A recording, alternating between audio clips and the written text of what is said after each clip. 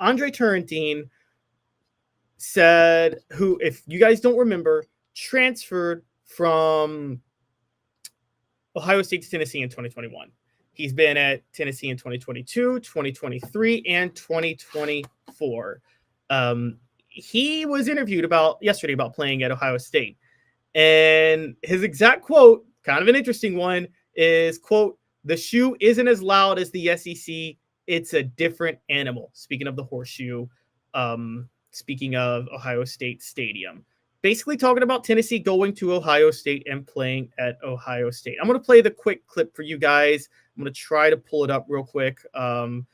This is Andre Turrentine talking about the Horseshoe yesterday. I apologize, guys. A little bit of technical difficulties. Just not my best day. I'm not on right now. Okay, here's Andre Turrentine talking about the Horseshoe. The shoe isn't as loud as the SEC. It's a different animal here. Whether you're in South Carolina at nighttime, or whether you're at Arkansas at nighttime, whether you're in Neyland at nighttime, or the daytime for that matter, is loud here. You really can't. It's deafening. I would say the shoe is the same way. They have really diehard fans that are prepared to make enough noise that team that they need to. So I would say that the SEC is a little bit louder, but the shoe brings it as well.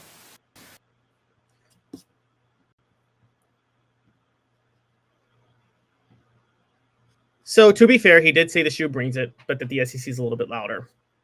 I will say that the SEC, I will say, I don't know if Andre Turrentine should have said that.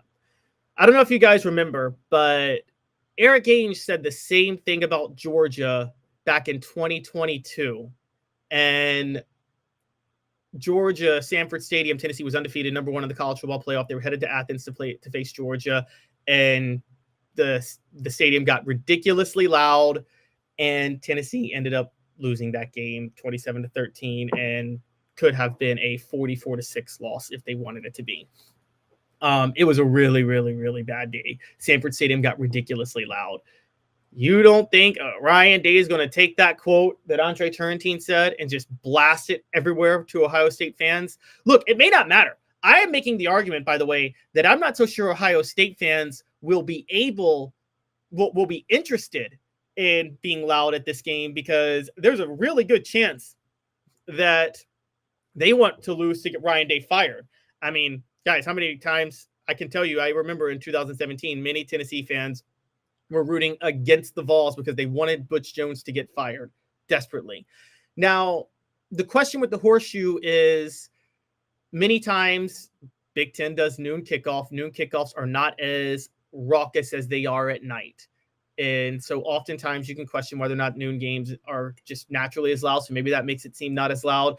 At the same time, the weather could be a factor.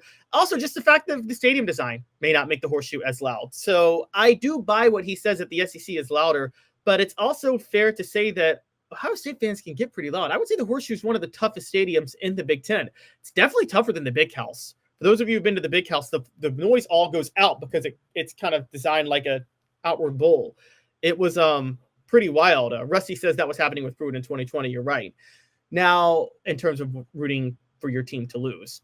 Now, I'm not so sure if the Horseshoe, I'm not so sure if Ohio State fans will take that approach given the fact that they're in the college football playoff. But I do think it's very possible. So we'll have to see how that all plays out. But, you know, honestly, I just don't think that's something you say in this situation.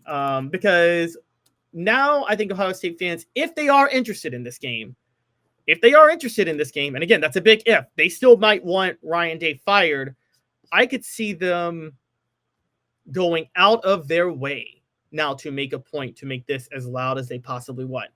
Now, I'm going to tell you guys some anecdotal evidence real quick about Ohio State being down on the program. I've heard some rumors that many Tennessee fans scooped up those tickets. I've heard other rumors that many Ohio State fans resold those tickets on the market on StubHub, and that's why the prices were low at first and they skyrocketed because Tennessee fans are scooping them up. a couple of sources I have are letting me know that they think it might be 30% Tennessee fans at Ohio Stadium when the two face off next week. Just saying that could end up being crazy. That don't think for a second that Tennessee fans may not humiliate Ohio State by filling up their stadium in a week and a half. It's very, very, very possible. I want to point out that Ohio State Stadium has about 800 more seats than Tennessee Stadium. Adam says OSU is the Northern Country Club version of Texas. If you go in there and hit them low, they'll start worrying about the NFL careers and stop running hard. The interesting point, Ohio State actually has been more successful than Texas, though, to be fair. Funny enough. But I do have to say that I think Ohio Stadium, I disagree with Andre Turrentine. I think he's just doing a little bit of talking.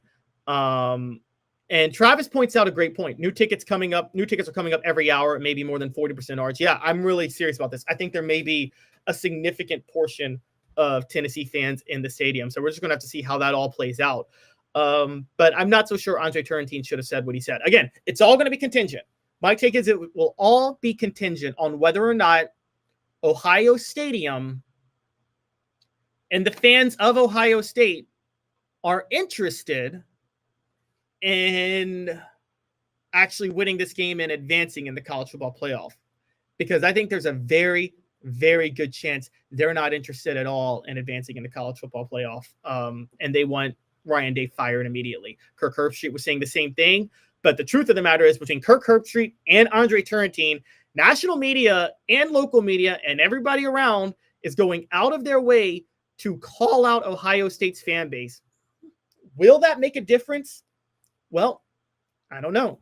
We're going to have to see how that plays out. But it really does look like everybody is expecting Ohio State's fan base. It's one of two things. There's a challenge to Ohio State's fan base being issued, which I don't think Andre Turrentine's doing that because he plays for Tennessee.